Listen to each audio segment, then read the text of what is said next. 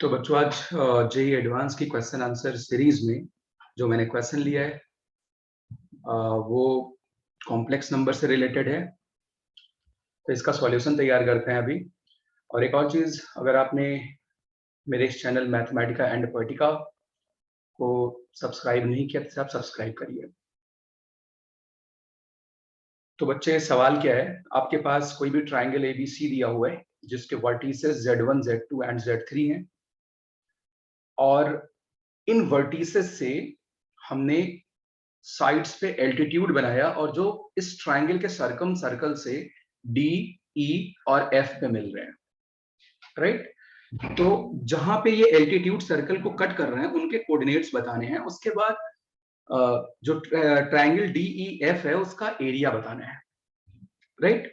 तो भाई कैसे इसको सॉल्व किया जाए, यानी आज के बाद अपने पास, अगर मैं वेक्टर्स की बात करूं, क्योंकि अगर ये आप कर पाए तो वेक्टर्स में भी टेक्निक काम आएगी। बेसिकली 2D वेक्टर्स में, 3D में कॉम्प्लेक्स नंबर एप्लीकेबल नहीं होते हैं, राइट।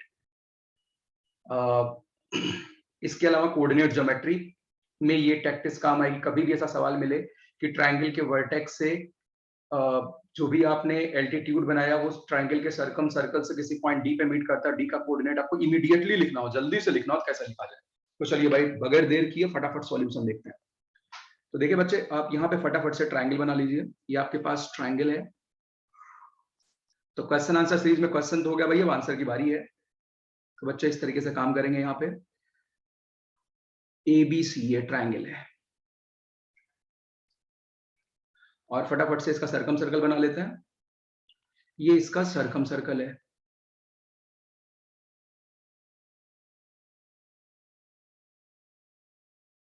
ये इसका सर्कम सर्कल है, ठीक है। अब यहां से बच्चे मैं एल्टीट्यूड्स बना रहा हूं। ये एल्टीट्यूड कुछ ऐसे है, मान लिया ये एल्टीट्यूड है, ठीक। यहां से जो एल्टीट्यूड बनाया वो कुछ ऐसे जा रहे हैं, in this way.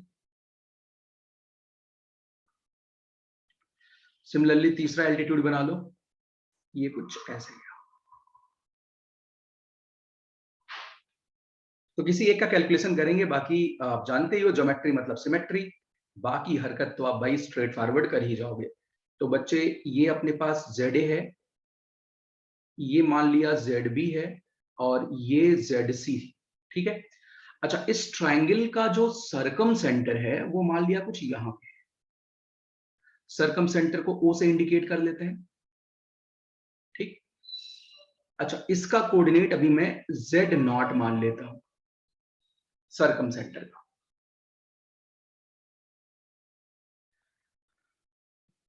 Right. सरकम centre का कोऑर्डिनेट Z0 मान लेता हूं।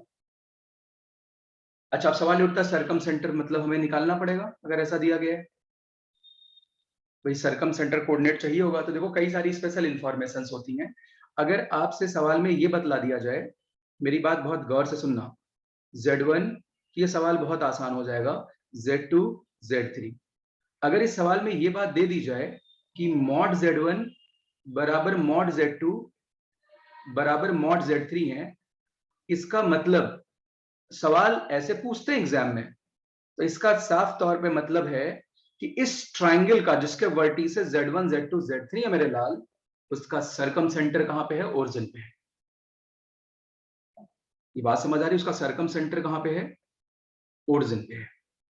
तो अभी मैंने सरकम सेंटर को Z0 माना, बाद में Z0 की वैल्यू 0 पुट कर देंगे तो बहुत स्पेशल केस बन जाएगा, बहुत मजेदार रिजल्ट आएगा, वो भी देखेंगे स्पेशल केस में। तो अब देखो भाई, यहां पे चर्चा करनी है तो एक कंस्ट्रक्शन में कर लेता हूं फटाफट से। देखो बच्चे, मैं O से इस लाइन को यहां पे ज्वाइन कर देता हूं ऐसे,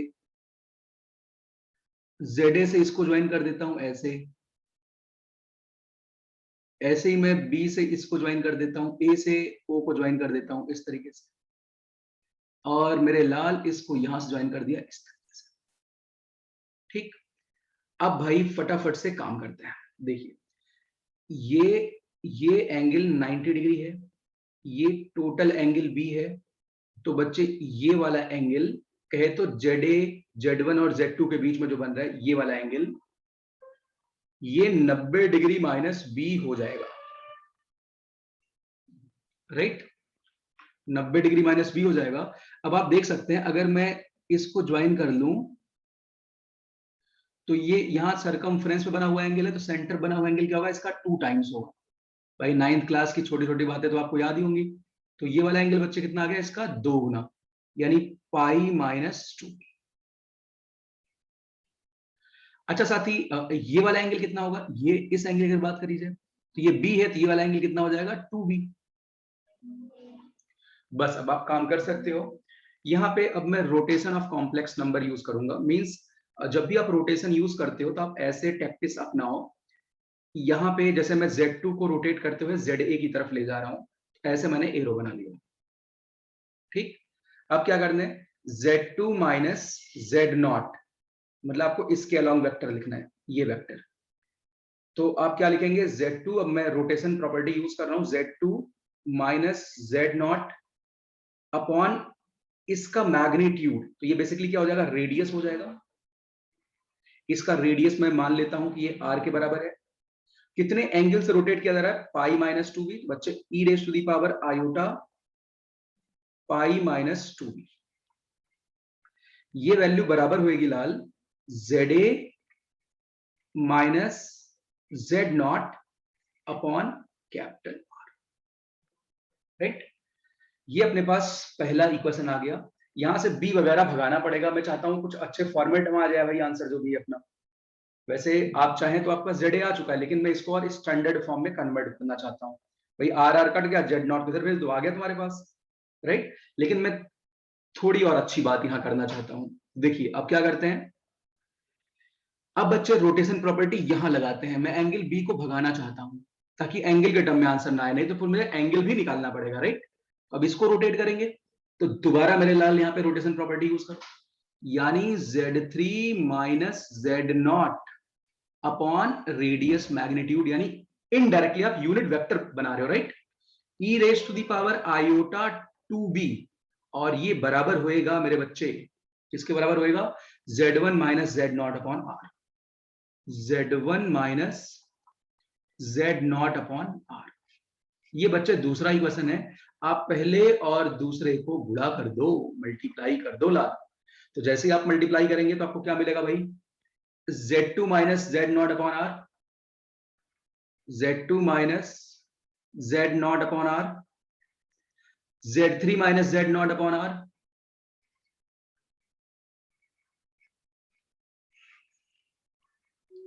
अच्छा e पे पावर क्या आएगा, एक जगह आयोटा पाई माइनस 2b है, दूसरे में e पे पावर आयोटा 2b है, तो दोनों जुड़ेंगे पावर, तो e पे पावर आयोटा पाई आएगा। और दाहिने साइड राइट हैंड साइड में मेरे बच्चे क्या आएगा, राइट हैंड साइड में मेरे बच्चे क्या आएगा, ZA minus Z0 upon R,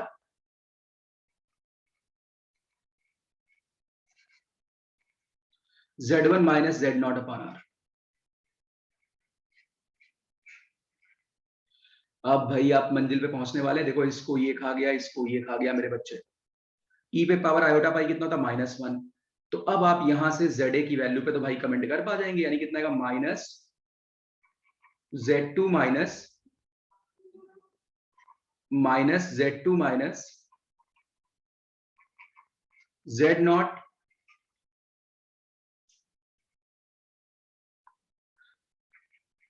Z3 minus Z0 upon Z1 minus Z0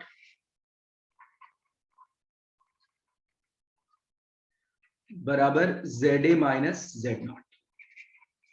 तो भाई यहां से मेरे पास ZA के लिए कोऑर्डिनेट आ गया, यानी मेरे बच्चे जो ZA है, ZA will be equal to Z0 minus Z2 minus Z0, Z3 minus Z0 upon Z1 minus Z0, Z2 minus Z0 into Z3 minus Z0 upon Z1 minus Z0, right. अब बच्चे मैं special case की बात करता, अगर ऐसा दिया होता, अगर ऐसा दिया होता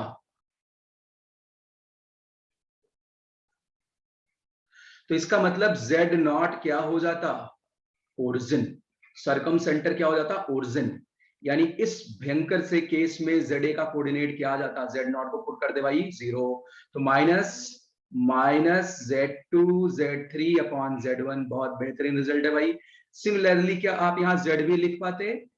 अरे भाई बिल्कुल लिख पाते। ZB का मतलब ये वाला कोऑर्डिनेट तुम्हें लिखना क्या होगा? Z1 minus Z3 upon Z2 negative में आएगा। ठीक है, तो बच्चे क्या आएगा?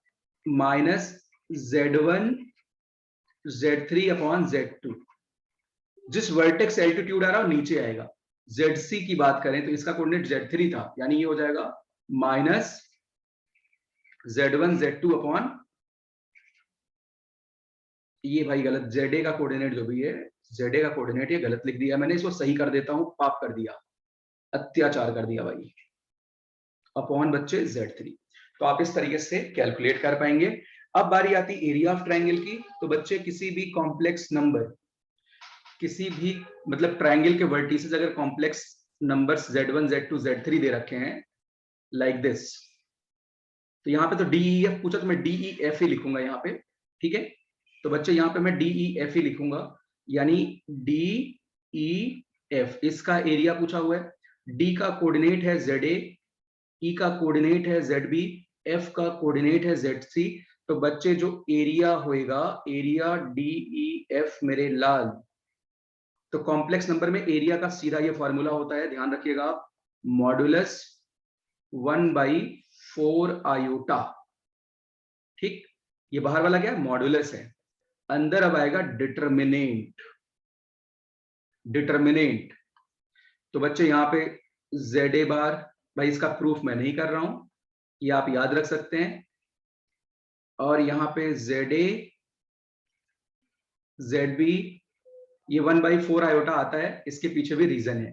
ठीक है, अभी आप इसे याद रख सकते हैं, या इसका प्रूफ आपके पास कोई भी स्टैंडर्ड बुक रखी हो आप देख सकते हो, तो आपको पता चल जाएगा 1/4 आयोटा क्यों। कुछ लोग आयोटा/4 भी लिखते हैं, आपको उसका आंसर बहुत अच्छे से मिल जाएगा। चलिए भाई, तो यहाँ पे बाहर भी मॉडुलस, तो बच्चे ZA ZB ZC आ चुके हैं, तो एरिया आपको यहाँ से मिल जाएगा। इसमें साथ ही हमने दो बातें सीखी कि कभी भी किसी ट्रायंगल के एल्टीट्यूड अगर सर्कम सर्कल से किसी पॉइंट पे मीट करते हैं तो उस पॉइंट का coordinate in term of vertices of given triangle कैसे कैलकुलेट किया जाए। राइट, चलिए भाई इस वीडियो में इतना ही। Thank you, bye bye.